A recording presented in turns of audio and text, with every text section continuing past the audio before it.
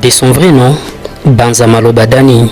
Pour ceux qui les connaissent, ils vous diront que c'est un homme politique exceptionnel que la République démocratique du Congo connaît.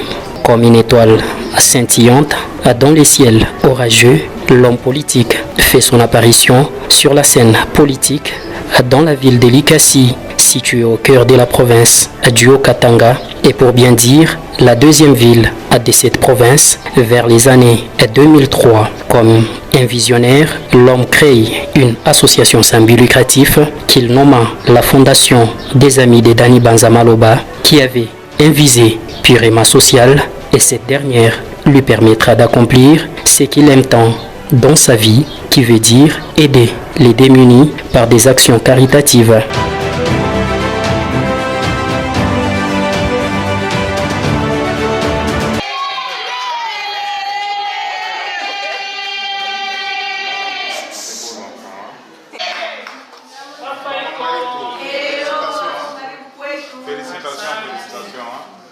Shie parti yetu politiki ni yako.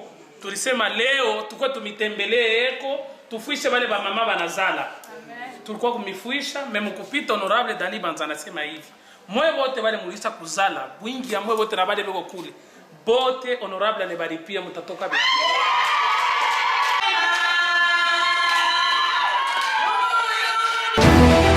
3 ans ont été suffisants pour cet homme, les symboles de l'altruisme likassien, d'être dans chaque orphelinat de la montagneuse ville de Likasi, les hospices des vieillards, les hôpitaux, les églises et tant d'autres pour marquer d'une empreinte indélébile sa passion de soutenir les démunis.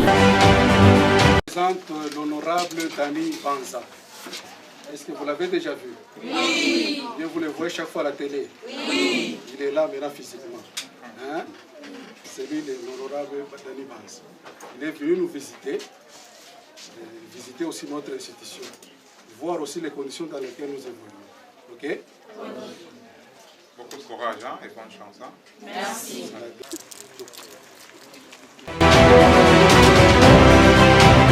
En 2006, ses amis l'obligèrent de postuler à la députation nationale. Contre sa volonté, l'homme se résilia à la demande de ses amis, parmi lesquels 3 se sont distingués jusqu'ici, à savoir Jean-Michel Samalukonde Kenge, l'actuel Premier ministre de la République démocratique du Congo, Hervé Monge Andomba, les coordonnateurs de la primature de la République démocratique du Congo, et Maître Pichundaï Wakaemba, conseiller spécial à la primature. En postulant à la députation nationale, l'homme qui représentait les symboles de l'altruisme likassien glane seul 33 000 voix à ces scrutins, devenant ainsi les 3e meilleurs élus de la République démocratique du Congo, au moment où l'homme n'avait que 28 ans d'âge et fait son entrée triomphale dans les bureaux d'âge de l'Assemblée nationale, la première choisie par les peuples RD congolais à un vote libre, démocratique et transparent de l'histoire de ces pays.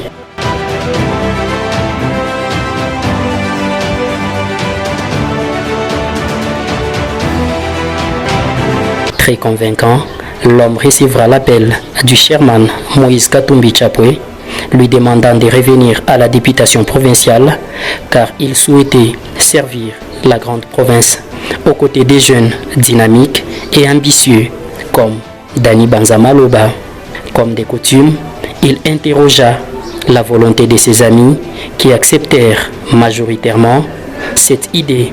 En participant à la députation provinciale, Banza Maloba Dani glanera encore 23 000 voix et cède son poste de député national à son premier suppléant, qui n'est autre que Jean-Michel Samalukonde Kenge, l'actuel Premier ministre de la RDC. Et lui vient servir la population likassienne à la députation provinciale, où il a même récusé les postes des ministres provinciaux des mines dans la première équipe gouvernementale de l'excellence Moïse Katumbi Chapwe.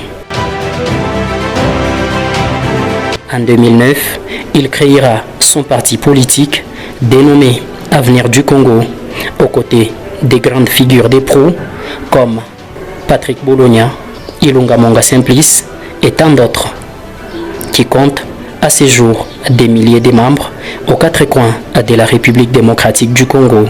En 2011, Dany Banza Maloba prend encore part de manière active au scrutin à la députation nationale et obtient 11 000 voix et se décide enfin de servir la population licassienne à la députation nationale.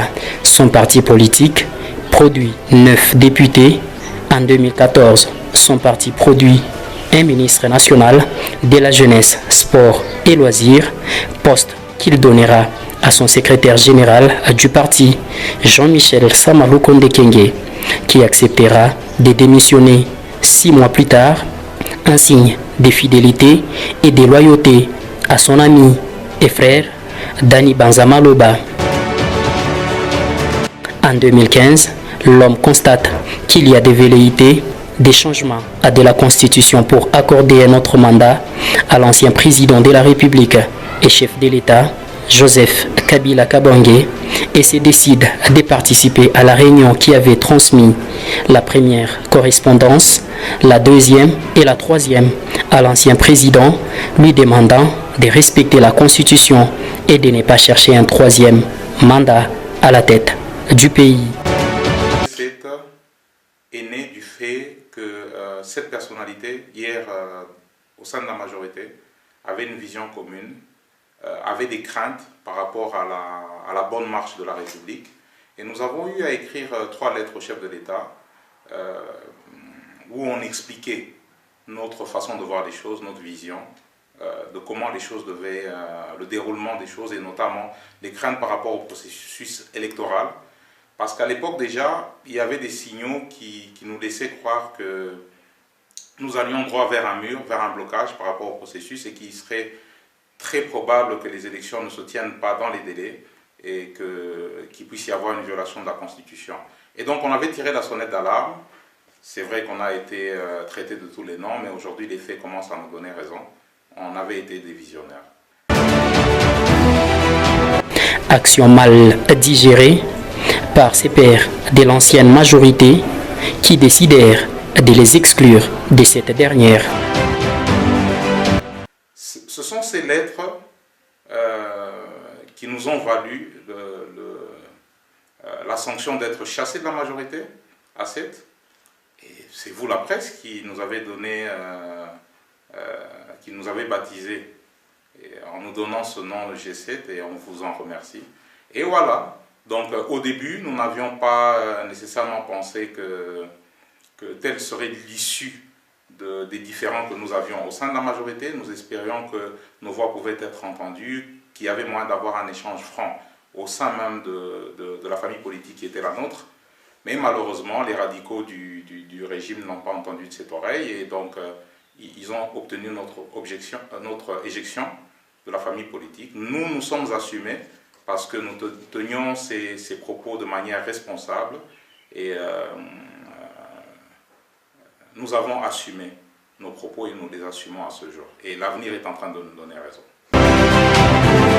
Malgré cette décision, l'homme politique continue sa lutte à l'opposition aux côtés des grands noms de la politique congolaise comme Etienne Tshisekedi wa Mulumba, Charles Mwando Simba, Kyungu Wakumwanza, Moïse Katumbi Chapwe, Martin Fayulu, Adolphe Muzito et tant d'autres. Comme dit-on, il y a un principe tacite qui dit qu'en politique, on ne fait jamais des cadeaux à un opposant. Dany Banza Maloba subira toute forme d'oppression et de répression, brutalisé lors de l'accompagnement de Moïse Katumbi Chapwe au palais de justice. On est traité comme des malfrats pour la simple raison qu'on a accompagné un frère, un ami, le président Moïse. Nous l'avons accompagné comme la plupart des Katangais, la jeunesse, les mamans, nous l'avons accompagné là-bas. Voilà le péché qu'on a fait. Donc il y a eu plusieurs barrages où on a tenté de chasser la population violemment.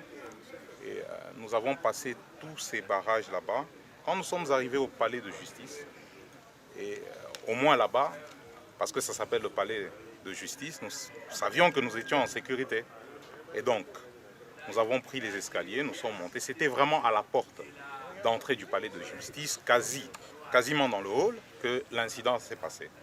Donc, On a fait entrer le président Moïse et on a dit qu'il ne pouvait entrer, qu'il devait entrer tout seul. Nous avons dit non, il n'était pas question, nous venons l'accompagner. Il n'y a pas de problème, nous pouvons même nous mettre dans le hall et tout cela. La police a refusé, il y a eu quelques bousculades, il est entré, le président Kyungu a pu entrer, accompagné de son épouse, et nous avons été bloqués à la porte d'entrée. Et donc je me suis présenté, j'ai dit que j'étais député national et je suis un frère du président Moïse et que je tenais à assister. On m'a dit que ce n'était pas possible et donc j'ai insisté. Alors, me voyant insister, un des policiers, je ne l'ai pas vu venir, m'a pris par derrière et c'est comme ça qu'il m'a griffé. Vous avez vu que ma chemise, j'ai saigné de derrière. Il m'a pris par derrière, par le cou. Il m'a tiré violemment, il m'a donné un coup de matraque que j'ai mis mon bras pour esquiver. Il m'a poussé violemment avec une matraque électrique. Il m'a fait descendre brutalement les marches. Je lui ai dit que j'étais député et il le savait. Ça n'a rien changé. J'ai tout de suite appelé le général Galenga pour lui dire que j'étais mécontent et que j'allais porter plainte, que ces hommes s'étaient permis de me toucher violemment, de me brutaliser. Et je me suis rendu avec mes avocats à son bureau où j'ai déposé une plainte. À ce stade, je ne pense pas qu'il y ait un seul policier arrêté et pourtant les images sont là. C'est facile à identifier. Les quelques policiers qui étaient devant la porte sont facilement identifiables. Ils n'étaient pas à plus de 10. Mais je vous mets au défi que ces gens vont partir impunis. Ils vont partir impunis parce qu'il n'y a plus de respect. On ne respecte plus rien. Si déjà la Constitution ne vaut rien, qu'est-ce que Dani Banza vaut dans cette République? Il verra son parti divisé et il perdra plusieurs de ses alliés qui n'avaient pas foi aux décisions du guide. Mais comme une lampe, Dani Banza Maloba est resté droit dans ses bottes et a continué sa lutte. À la mort du patriarche Étienne Tshisekedi Mulumba, Dani Banza Maloba tranche face à la confusion sur la personne qui devait faire le candidat commun de l'opposition. Et pour lui, Félix Tshisekedi Tshilombo est le profil idéal et doit être soutenu pour bien des raisons dans les mains propres. Et c'est bien lui qui préside le rassemblement de l'opposition à l'époque. Les élections présidentielles, nous allons soutenir la candidature de Félix Tshisekedi parce qu'il a les mains propres, parce que lui s'est fait enrôler, parce qu'il est soutenu. Un choix qui lui coûte son départ au poste de financier du groupe de cette parti politique exclu de la majorité présidentielle et même du regroupement qui soutenait la candidature du chairman Moïse Katumbi Tshapwe, appelé G7 à la présidence de la République.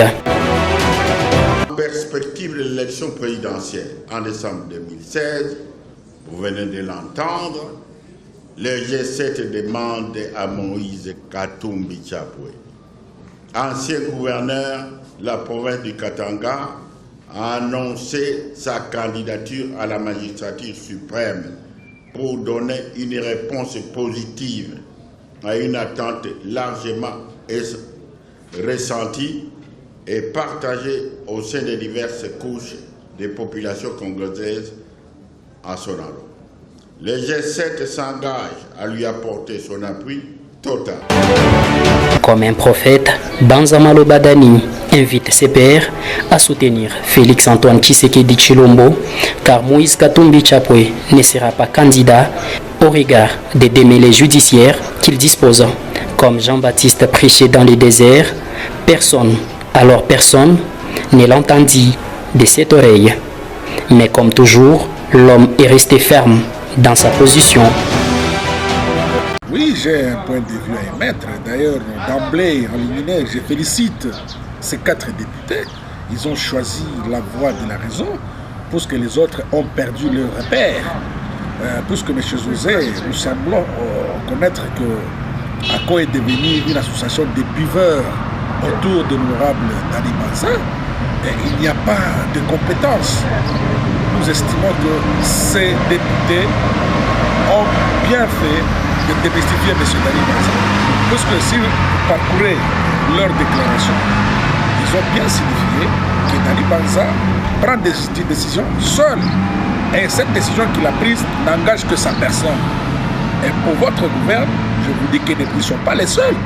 Il y a même, je saisis cette opportunité pour féliciter même M. Vital Soussou, le courage qu'il a eu de publier qu'il soutient Moïse Katumbi Tchapoué. Notre problème n'est pas celui-là d'opérer le choix, mais notre problème est que M. Dani Banza a voulu faire les jeux du pouvoir en complicité avec la majorité présidentielle. Mais vous savez que son parti n'est ni figue ni raisin. Son parti n'a plus de position. Moi, je suis porte-parole au Rassemblement Grand Katanga. Son parti n'existe plus chez nous là-bas. En tant que partie prenante de G7, il a fallu que son parti soit présent. Depuis ma démission de ce parti, personne de ACO n'est présent dans des réunions. Parce qu'eux-mêmes, ils se sont reprochés de manigances qui sont en train de monter contre le chairman qui est même l'autorité morale de G7. En 2018, l'homme politique participe au scrutin pour la 4e fois dans la montagneuse ville d'Elikassi, mais cette fois, il ne passera pas à la députation nationale, mais son soutien accordé à Félix-Antoine Tshisekedi Tshilombo lui vaudra les postes d'ambassadeur itinérant dans les cabinets du président de la République, Félix-Antoine Tshisekedi Tshilombo, où il brille des mille feux et son silence répond aux nombreuses questions de la population, car même sans parler, la nomination de son allié et fidèle au poste de directeur général de la Générale des carrières et des mines GECAMINE en sigle et à la primature en dit long sur son influence dans ces cercles rapprochés de Félix-Antoine Tshisekedi Tshilombo.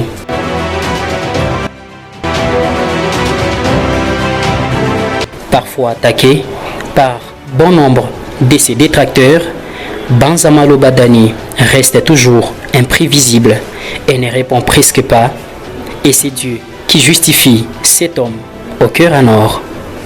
Comme ici, où on l'a accusé d'être à l'origine de la mort de nombreux leaders katangais, plusieurs communautés se sont mobilisées comme un seul homme pour réitérer leur indéfectible soutien à l'ambassadeur itinérant du chef de l'État.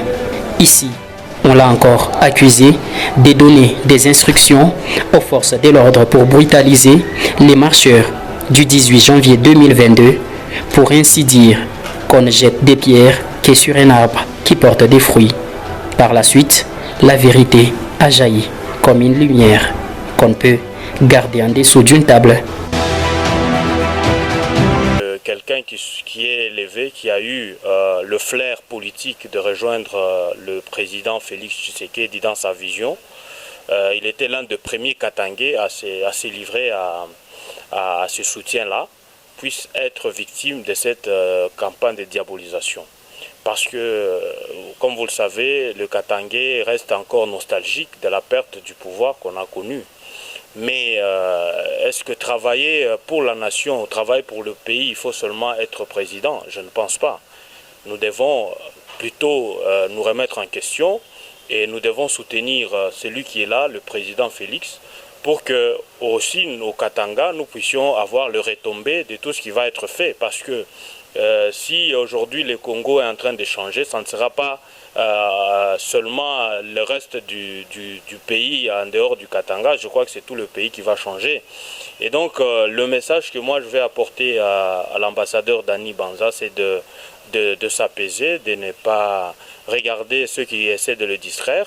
On dit tout souvent qu'on jette de pierres qui est sur l'arbre qui porte de fruits, et lui il porte de fruits parce qu'il a bien compris les jeux politiques et les enjeux actuels, c'est de marcher avec le président pour que le Katanga aussi soit représenté dans le poste de prise de décision.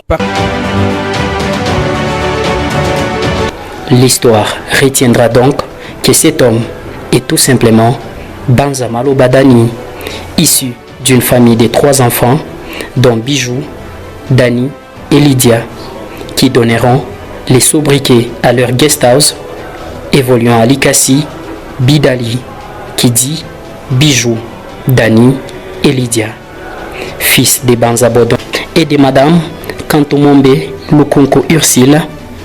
Dani Banzamaloba est né le 10 octobre de l'année 1977 à Likasi, deuxième ville de la province du Haut-Katanga. Tout Likasi qui vous a vu naître et grandir vous souhaite plein succès dans votre carrière politique qui brille des mille feux et brillera à jamais pour le bonheur de tous.